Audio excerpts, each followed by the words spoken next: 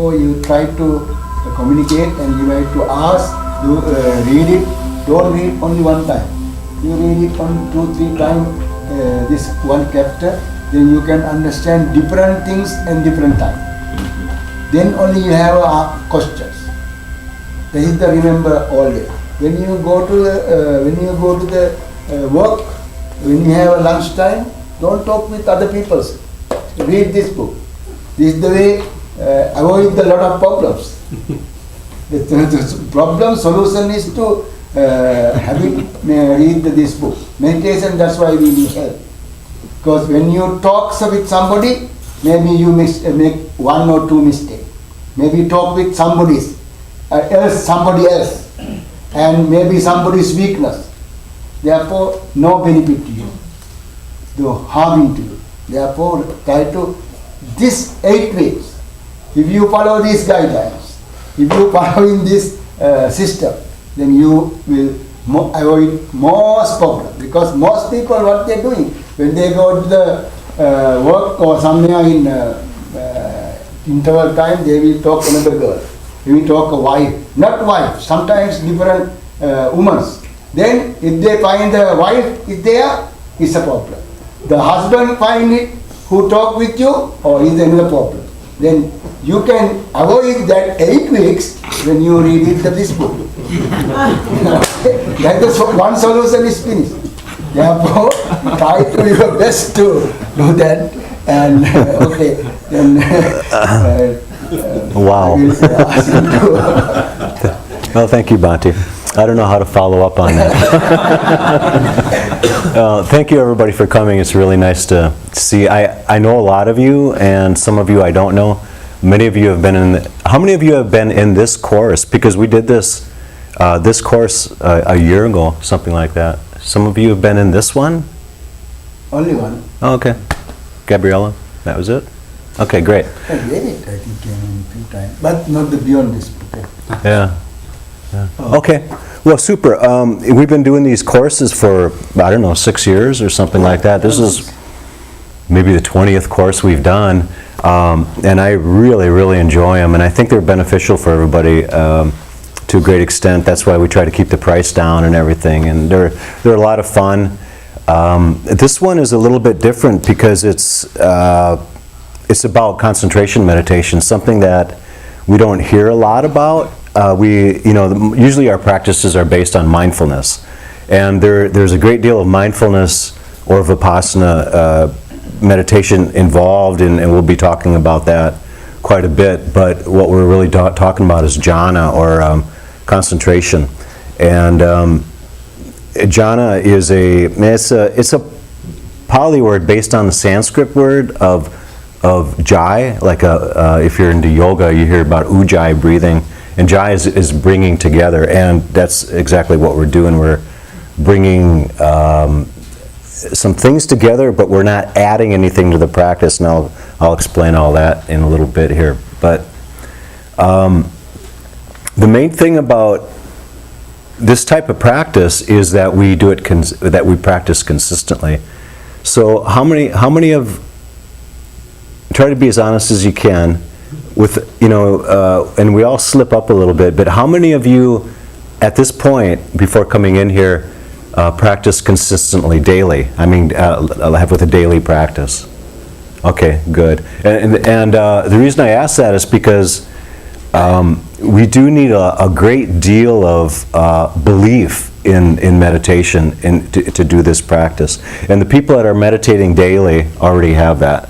Otherwise, they wouldn't be doing it. Unless there's something going on, that I don't know about, then we can, come and see me.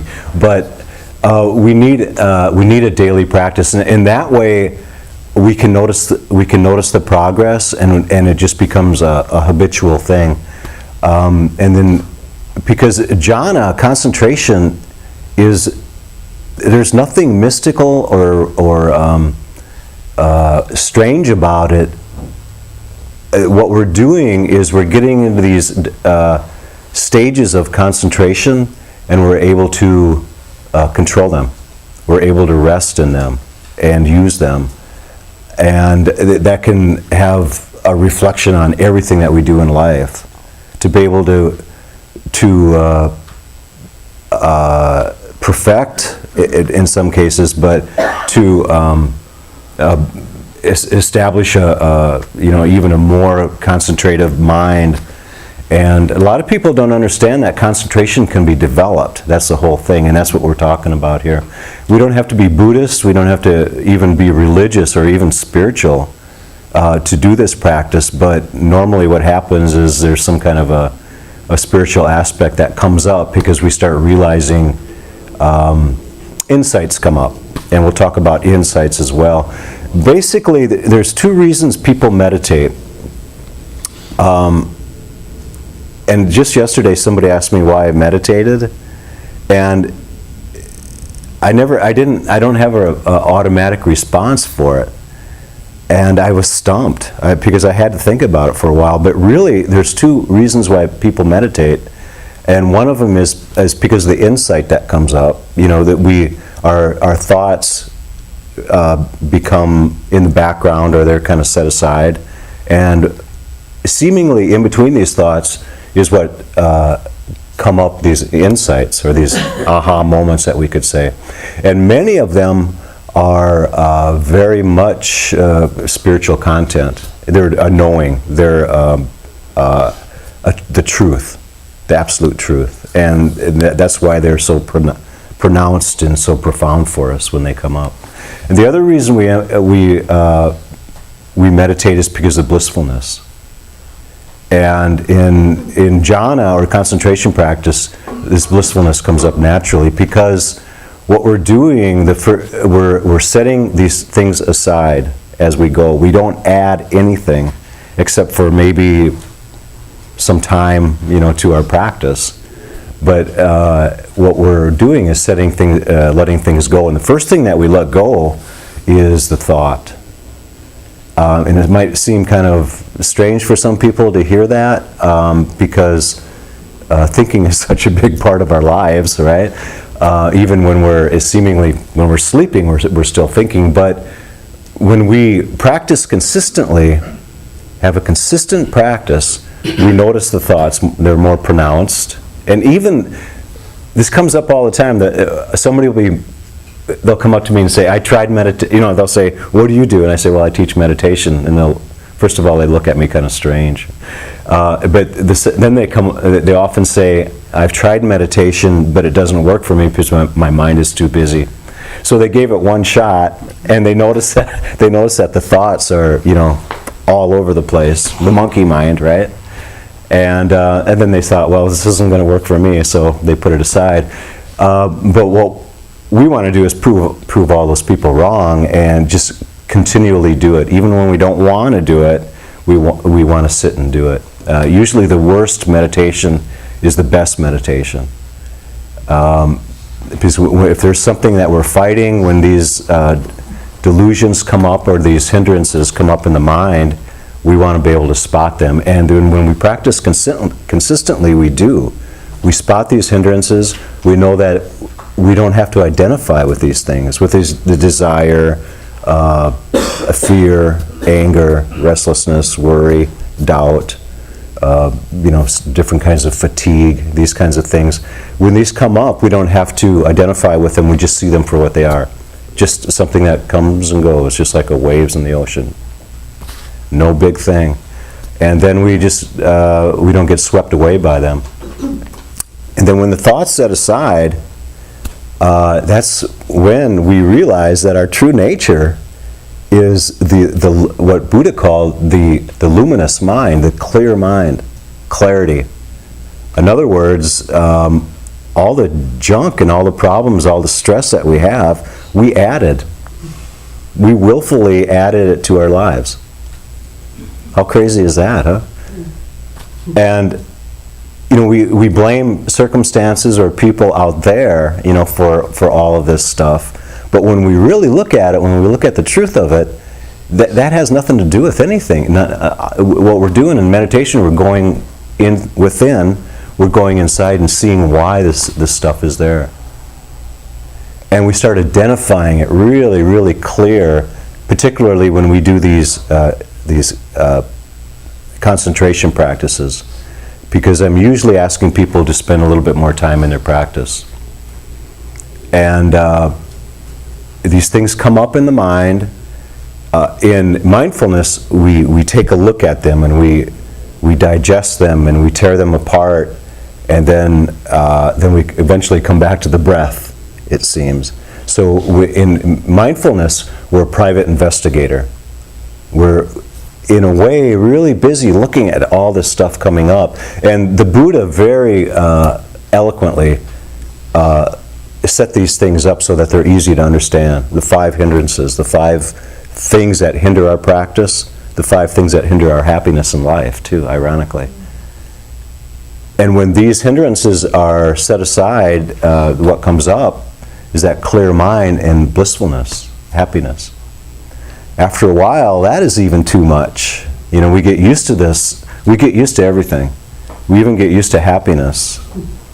And then we set that aside. We set the blissfulness aside. And then it's just single-pointed concentration. We just rest in this concentration. And it's very much a practice that consistency is very, very important to do it daily. And when we do it daily, we don't have to rely on these long spans of time to practice jhana. We can do it almost immediately when we sit. We had Bruce, last month we had a retreat that Bruce put together, and we were meditating 9 hours a day. It was a jhana retreat. And don't worry, we're not going to lock the doors and make you meditate 9 hours, although it's tempting. But we were meditating 9 hours a day and getting very, very deep. And then the retreat was over. But what happens is when you go back to your regular practice, you can get into that depth so much faster. Did you notice that? I mean, it's just like a deep. A little bit. Yeah. Mm-hmm. You're supposed to agree wholeheartedly. You're supposed to be honest, right? Yeah. Well, yeah, you could be honest. That's better. But the consistency is really the big thing, and that's why I'm putting it out there, and you'll hear me say that again and again. That's really my job, is to get everybody to practice consistently. And if you did do that, you probably wouldn't need me, you wouldn't need the books, and you wouldn't need any teachings at all, because everything would be revealed to you. I really believe that.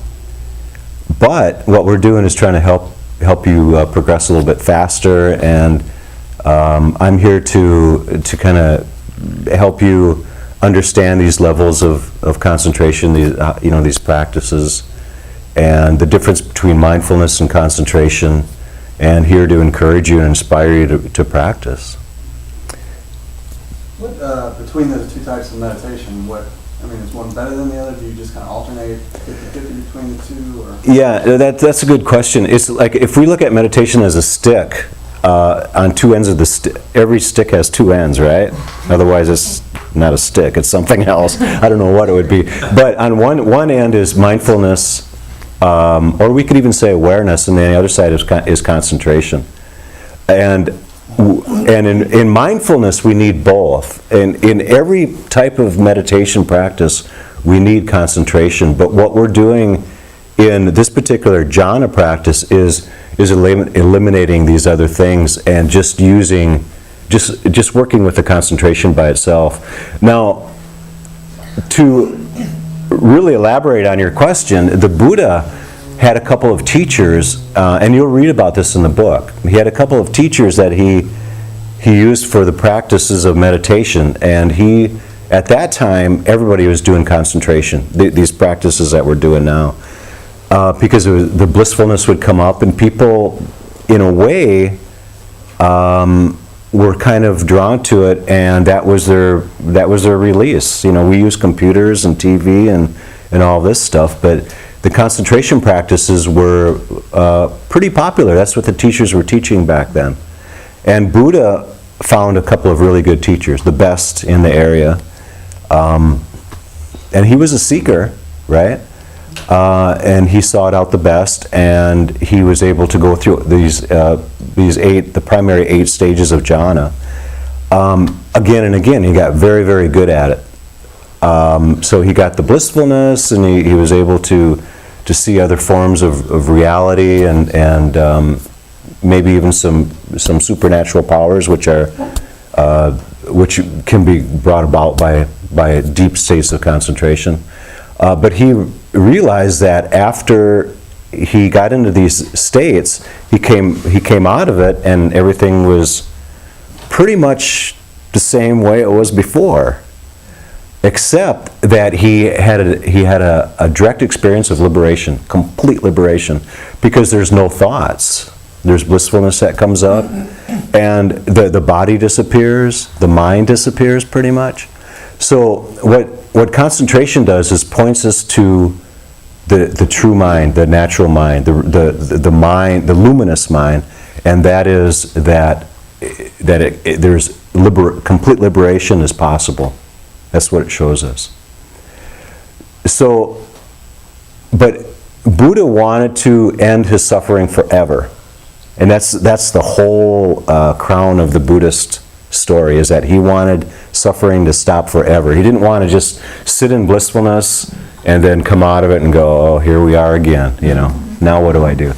Go back into meditation, I suppose. But he wanted to end it forever, so he is actually the person, if he was able to put a patent or a trademark on something, he would have patented or trademarked mindfulness, because he was the one that created mindfulness.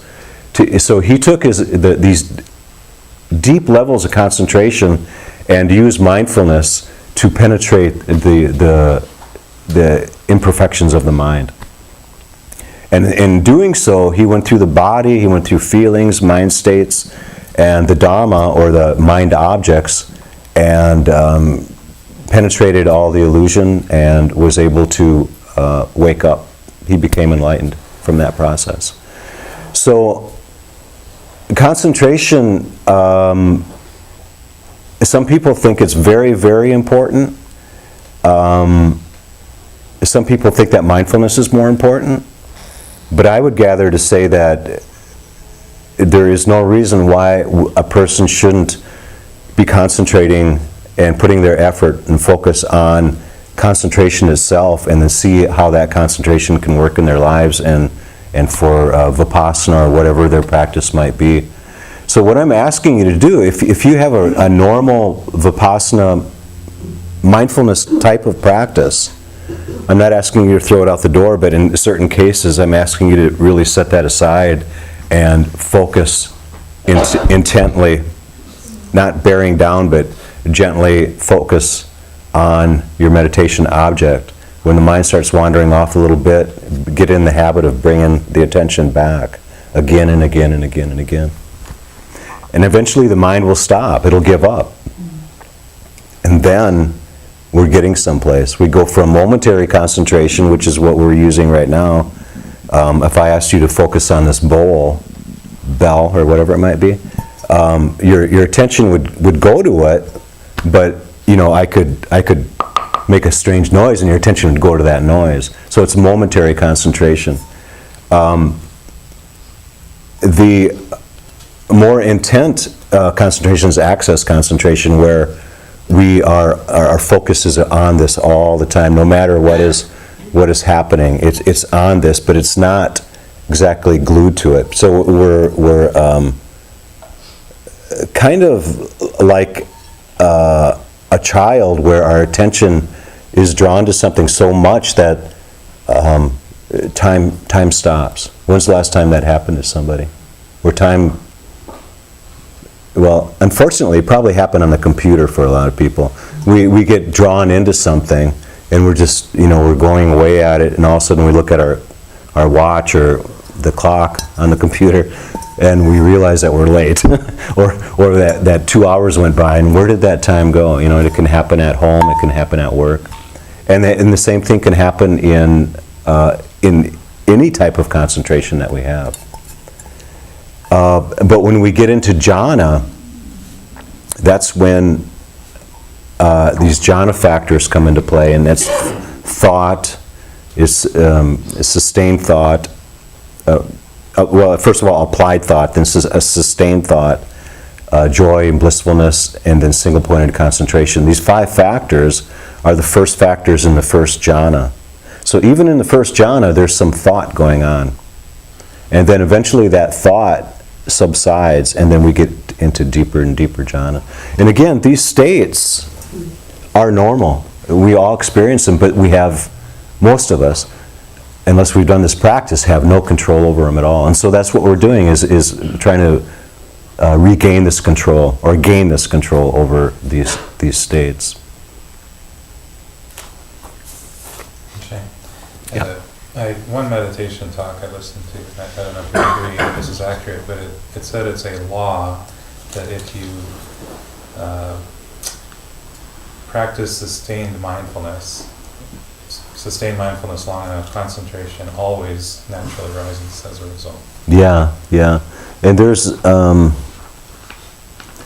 also some vipassana jhanas too. I don't know if that's what you're referring to, but yeah. So mindfulness is very important. You know, we are paying attention to the sometimes very fine nuances of the mind and the body.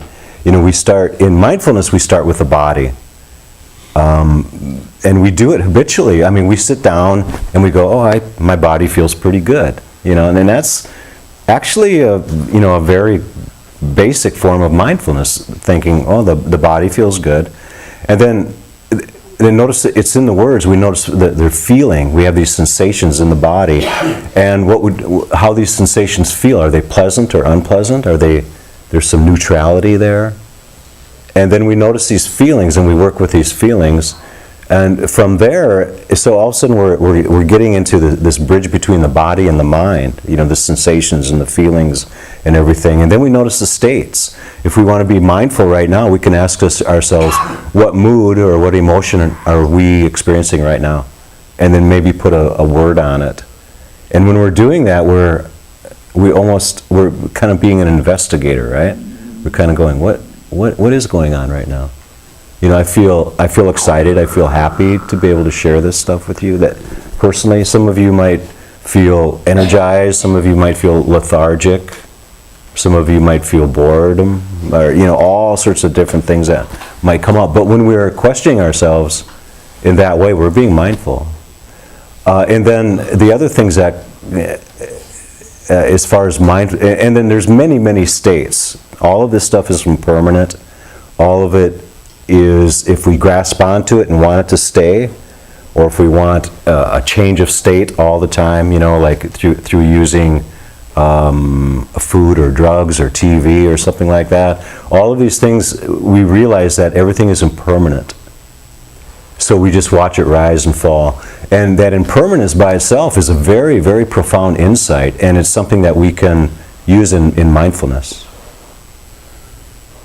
And if we don't understand impermanence, we suffer. And that's another thing that we can use in mindfulness. Because if we want things to be different than what they are, or if we don't want things to change because of this impermanence, we suffer. Yeah? What do you think about using a mantra when we're meditating? Mantra is just a meditation object. I shouldn't say just, but yeah, it's good. Usually what we use here, particularly in this practice, is the breath. But if a person, if you wanted to pick up the mantra, I wouldn't suggest it necessarily for jhana meditation, because there's too much activity going on. This is a good time to talk about our meditation objects, and so thank you for bringing it up. She's asking about mantra, which is, mantra is a Sanskrit word meaning mind tool, and mantra is a repetition of a word or maybe a short phrase or something that we use, we repeat it again and again, and we put our attention on it, we focus on it.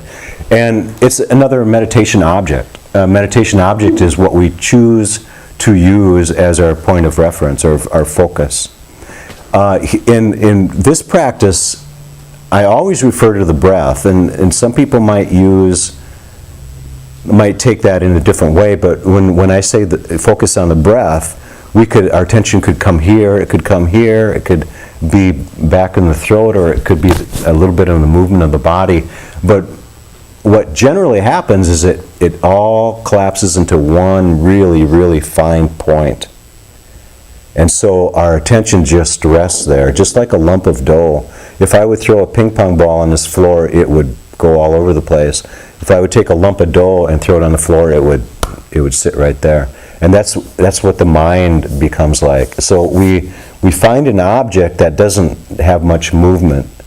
Now the breath has a lot of movement, but we're not following the breath in and out so much, because we can do that in the initial practice, but eventually we'll find like a center of the breath, or a place in the breath where it's just a really fine point of focus, because everything else, I mean, anything beyond that is just too much. It's just too much activity, because we're melting everything down to its finest, simplest form. We're just letting go of everything, especially unnecessary movement of the mind, particularly movement of the body, which usually isn't a problem when we practice consistently. So it might sound like this is a real hardcore practice, and I know that there's, looking around the room, I know there's some of you that practice all the time, and some of you are probably new, because I got some emails from some people. They said, I'm new in meditation, should I come? And yeah, I'm glad you did come. I'm not going to embarrass anybody and say who's brand new to meditation, but I'm keeping that in mind, and I'm asking the people that do practice consistently, daily, to keep it up and step it up a little bit, and if you don't practice consistently, to start, because it's very, very important. I can't put that out there enough. And then, if you practice 20 minutes a day, you might want to step that up a little bit too. Maybe not at first. The main thing is this consistency. So if somebody has never practiced before and they're going to be consistent at 10 minutes a day, if I had a hat, it would be off to you, because that's wonderful. Because when the practice gets good, and it's like brushing your teeth, it becomes automatic, habitual. And then it goes longer automatically. It'll go longer. Pretty soon you'll want to meditate an hour a day, 2 hours a day, over the entire weekend. No more vacations, just retreats, things like that. That's how it works. There's always a lot of stuff to cover the first day. One of the things that's very important, I want to put out there, I call this a roster. Some of you, a lot of you are familiar with this. I see a lot of people going, yeah. And the first time around, what I'm asking everybody to do is write their name and their email very, very legibly. I even bought this super duper cool, clear, conscious pen so that we can write our emails down, because it's such a hassle to have these emails. And I know you wrote them on the form here, but the emails are for me to send out a couple of questions, sometimes 3, sometimes 6 questions on a weekly basis pertaining to the reading assignment that you have. The reading assignment will never be too much for you to handle, I guarantee that. The questions will be quite simple. Hopefully there'll be some of the more prominent areas of the reading that I want a person to kind of dig into in case they're skimming a little bit too fast or something like that. The questions will pertain to what I want you to understand, in the book. And so your email is very important. Your phone number is important, just in case something happens and we have to get a hold of you. And then this will go out each week. There's 1 through 8 here, and then when you show up, you just check that off. And then it helps me out a lot to keep track. Now there's a certification with this program, and the certification is under the basis that you answer the emails weekly, which should be pretty easy to do. And that's one of the reasons why the email address is important. So I'll put them, I'll get those out probably on Saturday, Sunday, in some cases Friday if I have to get pulled out of town or something like that. And that will be part of the program. This book is about meditation, it's about concentration. Particularly, it's written very, very well. Bhante G is so clear. And when you meet him, when he's here, you'll understand the clarity of the man. He's very articulate, especially in his writing. It's amazing that he can. There's only like 3 good books out on jhana, and thankfully, Bhante G's very first book was his for his doctrines, his thesis, I guess, and it was on jhana. And so, and he put this out, I don't know how many years later, like 50 years later or whatever. So he was able to probably pull from his experience and write it out here. He's done a lot of jhana retreats. I've done jhana retreat with him, and it's a very clear. You'll need the book, like Bhante said. You have to have it. If you don't have it today, if you go to meditationlearningcenter.com, just go to the 8-week course, and there's a link there that has the first 3 chapters. They're online, so you can read it online while you're waiting for your book to come from wherever you get it. And if you have trouble obtaining the book, let me know. But in the meantime, while I'm still gabbing a little bit, I'm going to send this around. We'll fill up this page, and when that's full, just turn it over and there's another one. So please get your name on here. Get to start with you, you lucky guy. February 20th, 21st, and 22nd, we're still, I think that's our 7th week. Yeah, I'm glad you brought that up. This course will actually go to March 7th. So this 8-week course is not an 8-week course. It's a 9-week course. And I hope that's not a problem for some of you. It'll go all the way through February because the Bhante, after week 6, is the retreat for Bhante G, and I sincerely hope everybody can take advantage of that. And then there's 2 more classes afterwards, which will be great because we should all be enlightened by that time, so that'll be easy. We can just float in, right? But seriously, people have waken up, by these practices, so we shouldn't joke around about that too much. Jhana is, very deep practice, and I hope a lot of you can really. We don't talk about stickiness too much in Buddhism, but I hope you grab onto it and adhere to it and really understand the practice and use it, because it's very, very worthwhile. And it's so worthwhile that for a while, for a duration, a couple of years ago, I was putting together a course and I was just going to call it concentration. Nothing about meditation, nothing about any of that, and try to do some workshops and talk about concentration and how concentration can be developed. So it would be like a stealth way of introducing meditation into people's lives, But I didn't follow through. Maybe I'll do that later. But concentration is very important. It can be developed, and that's really the main thing that we're talking about. Having a lot of the first thing I touched on was having faith, and the opposite of faith is doubt. And please look out for that. If there's any doubt that your meditation practice is benefiting you, see it. Just see it and crush it. Just because for a lot of people, doubt creeps up on you, and it can creep or it can go boom like that. And that's one of the 5 hindrances.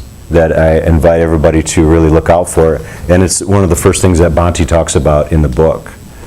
If we have doubt that we can do something, generally we just don't do it. We find either a subconscious or a conscious way of avoiding it.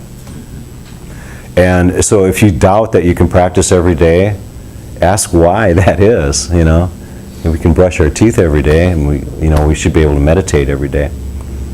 The things that will help your meditation practice is having an established place in your home, so that when you wake up in the morning, you don't have to think about where you're going to go, you just go to it. You should probably have a cushion. If you don't have a cushion, folded blankets work real well. Pillows are too soft, unless you have some kind of a real hefty, meaty pillow or something like that. But generally, they're just too soft. You need something that's filled with K-pok or something like rice hulls or something like that, buckwheat.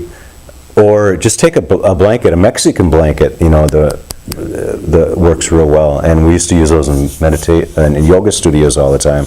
You could put a blanket around to make it kind of a square, like you're sitting on now, and then fold another blanket, and it'll be real firm. And you can get as high as you want, and after your lower lumbar, you know, and your hips start opening up and everything, then you can go lower and lower and lower. When I first started sitting for long lengths of time, I was sitting like this high, you know, like a throne for a while, but it was comfortable. And then after a while, it was too much, and I just started getting lower and lower and lower. You can sit in a chair too. There's nothing wrong with that. A lot of people just feel more grounded sitting on the floor. But you want to have a consistent, a place to go to. You don't want to have to think about it. You know, what am I going to do with the kids? What am I going to do with the dog? You don't want to worry about those things. A lot of people meditate in their car on a daily basis. I used to do that. It was very effective. Every lunch break, I would meditate in my car for 20 minutes. I did that for a couple of years. I can still, when I close my eyes, I can still see the park in Green Bay, Wisconsin. You know, it's like, a lot of squirrels.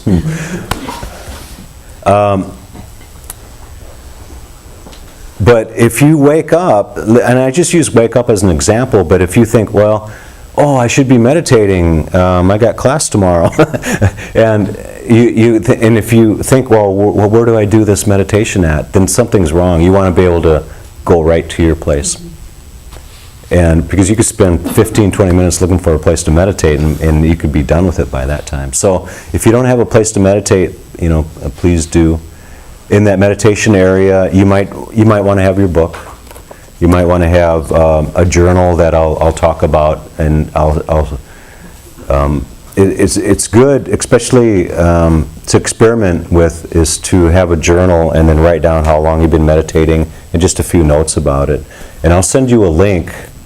With the email that I send you, I'll send you a link where you can copy that journal if you like to use that. Maybe have the journal, you know, next to your meditation place, and perhaps the book. And what we're dealing with here is silent meditation. A lot of us might use recordings. We might use binaural beats, you know, the different things that go in the ears. But what we're working with is silent meditation, which is, at first, can be a little bit challenging for some people, but eventually you'll realize the potential of it, that it's the most penetrating type of meditation. And the only thing beyond that might be a recitation of metta beforehand. Metta is loving kindness, and it's a heart opener. And the purpose behind it is that there's no way that when we're wishing loving kindness to ourselves, to our teachers, to our parents, to our family, to our enemies, to our animals, to our pets, when we're wishing loving kindness to every living being in the world, there's no hindrances. If there are any hindrances that arise, we should be able to spot them and then work with them. We'll be talking, if you're wondering what hindrances are, we'll be talking about those more in depth. It's very, very important. It's basically desire, the things that we want, the things that we don't want. So we want this change in our life. And then the restlessness and worry, the woulda, coulda, shoulda, what happened back then, what's going to happen in the future, those kind of thoughts. We don't have those, do we? And doubt, I mentioned doubt, that's a big one. And then fatigue, mental, cloudiness, the sinking feeling, the blah, that can be a hindrance in our practice and in our life. But we'll talk more about all of that.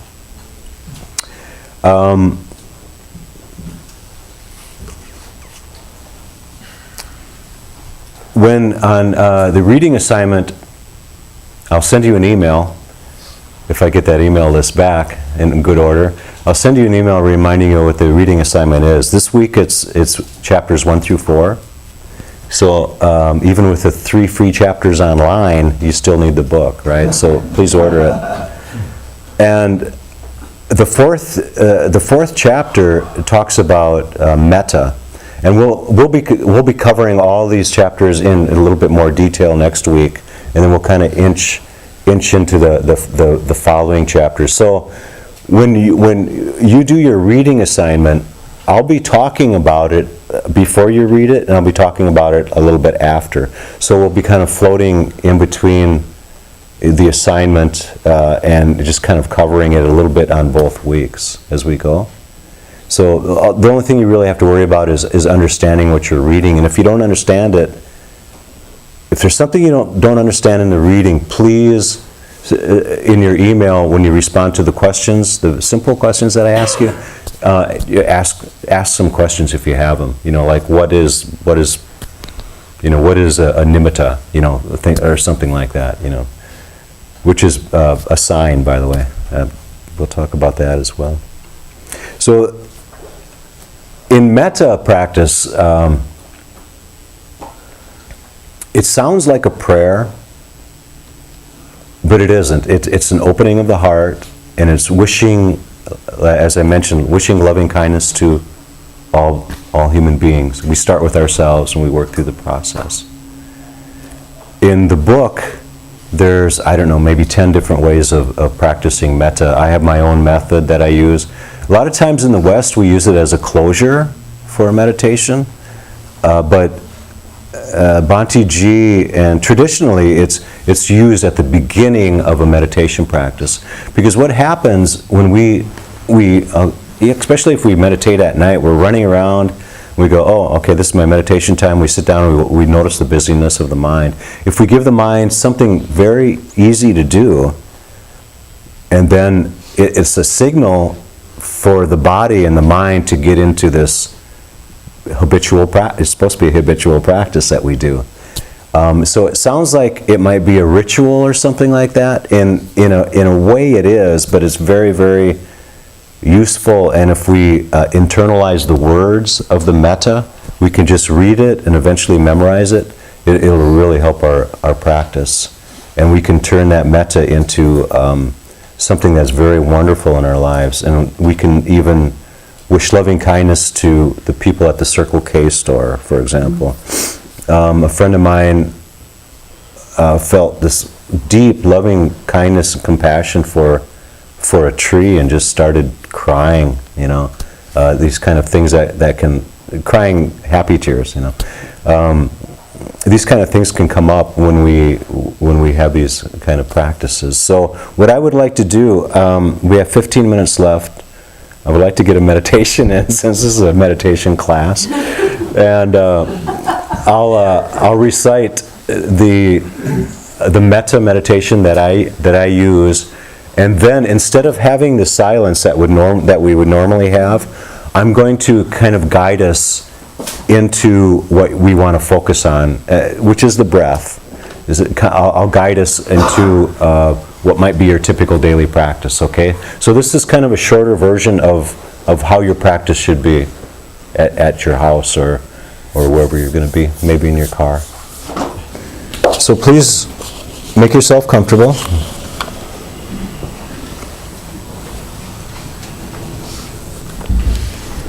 Gently close the eyes.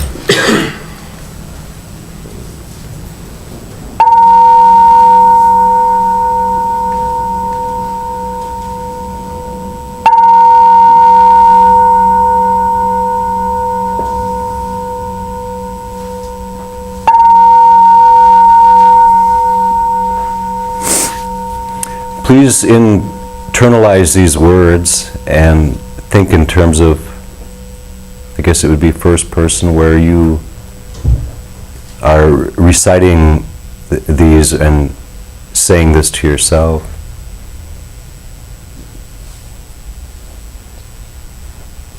May I be well, happy, and peaceful. May no harm come to me. May no difficulties come to me. May I always meet with success. And may I have the patience and the courage and the understanding to meet and overcome any problems or any difficulties that I might face in this life. And may all my teachers, past teachers, present teachers, may they be well, happy, and peaceful. May no harm come to them.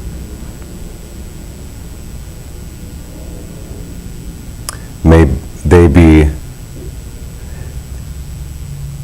happy and have patience and courage and understanding to meet and overcome any problems or any difficulties that they might face in life.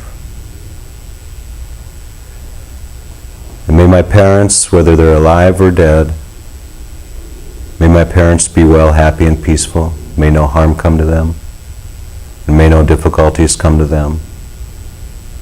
May they have patience and courage and understanding to meet and overcome any problems or any difficulties in life. And may they have spiritual and worldly success. May all my family and all my friends that I connect with on a daily basis or have connect with it in a somewhat deeper level in life, may they be well, happy, and peaceful. May no difficulties come to them. May no problems come to them, and may they have success in life. May they have the patience and the courage and the understanding to meet and to overcome any problems or any difficulties that they might face in life. May all indifferent people, just casual acquaintances and people that I meet on a regular basis, may they have patience, courage, and understanding. May they have worldly and spiritual success. May they be free from suffering. And may my enemies be well, happy, and peaceful. May no harm come to them. May they have worldly and spiritual success. And may they have the patience, the courage, and the understanding to meet and overcome any problems or any difficulties that they might face in this world. And may all beings, and we can include all the pets and all the animals. And for some of us, we'd like to include even the plants, the trees, all living things in the world, in all directions. May they be well, happy, and peaceful. May no harm come to them. May no difficulties come to them. And may they meet with spiritual and worldly success in their life.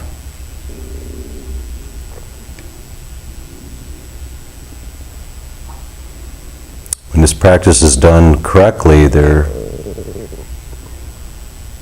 again opening of the heart, and there's no room for the hindrances to arise within the mind.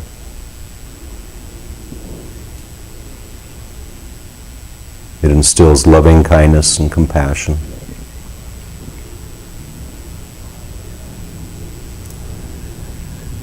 Just take a moment and bring your attention to the breath. Ask yourself, where do you feel the breath the most? Where is it most prominent?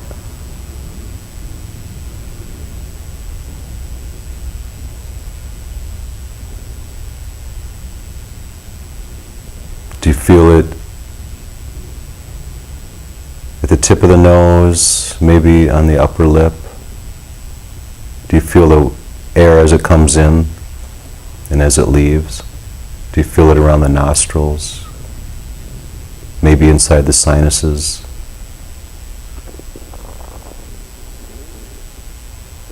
Somewhere around the palate or even the back of the throat, the windpipe perhaps. Maybe you feel the movement of the lungs, the rising and falling of the abdomen. Just see if you can place your attention on your preferred spot, your preferred place where you feel the breath. Notice what happens.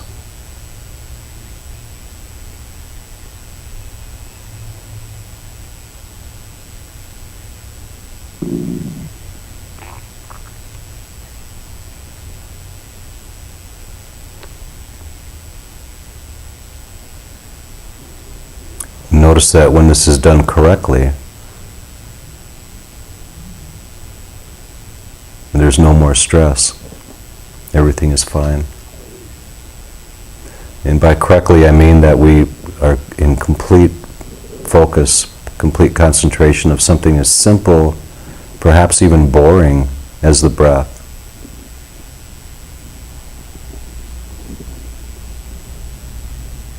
Sometimes this is easy and sometimes it's difficult to do.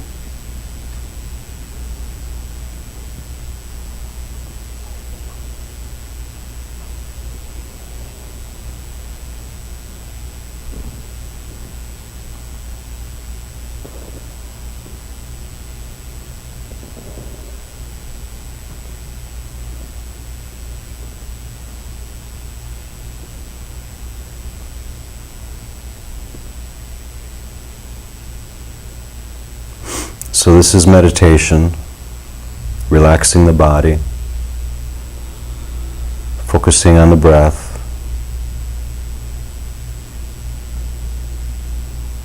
Notice when our attention is pulled away and then bringing it back.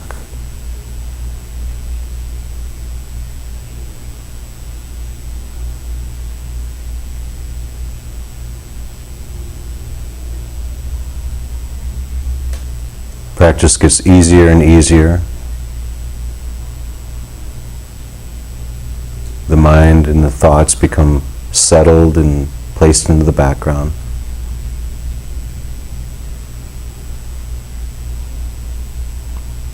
Happiness and joy start arising, and our concentration gets even more profound, more better.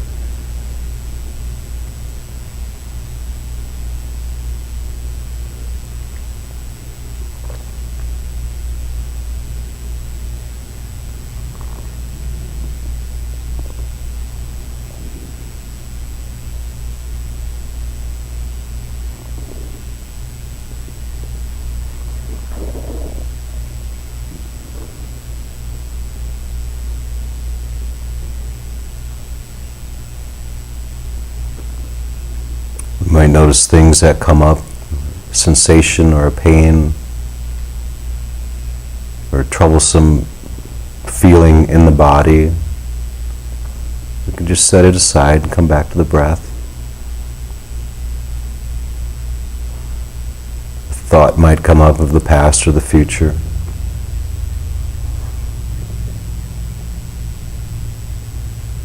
The mind might want to go back into its habitual patterns of planning, fixing things. Just set all that aside and come back to the breath. Give yourself permission to just do that one simple task. Focus on the breath.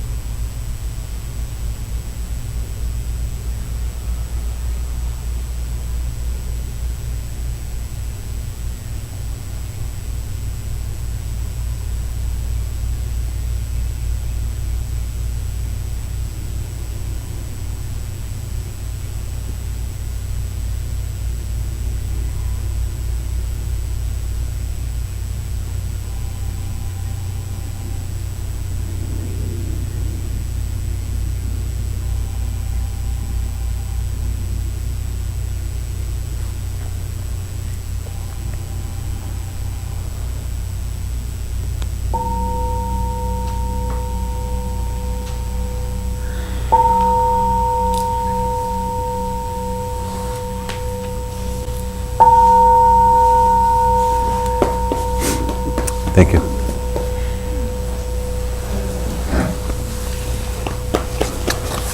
So we did metta, and then we just followed it up with what would, if you're by yourself, would be a silent meditation, bringing your attention to the breath.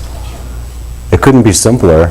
The hard part is to do it consistently. I mean, and that it shouldn't be hard unless we think of it as being hard.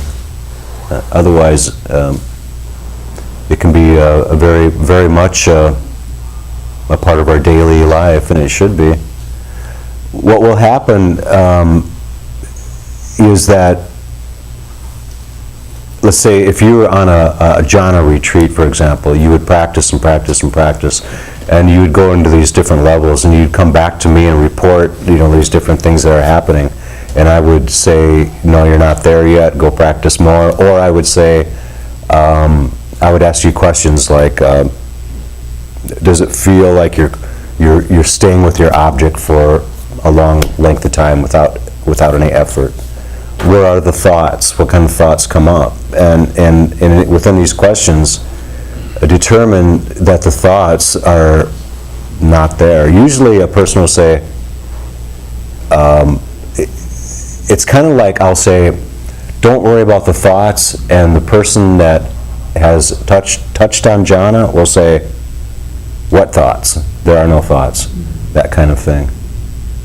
And then we can perfect that and get into it again and again and again. It's just like, literally, like I use the term falling into jhana because that's what it is. You're like falling in. And when you do it again and again, you get really good at it. So you can just, like even a short meditation like this, just boop. Because the mind is so habitual. We've been thinking and scheming and fixing and planning and doing all this stuff all of our lives. And we can't expect that to just stop. But once we find that switch, it is very very profound and very, very much a very, very easy to do after a while with consistency.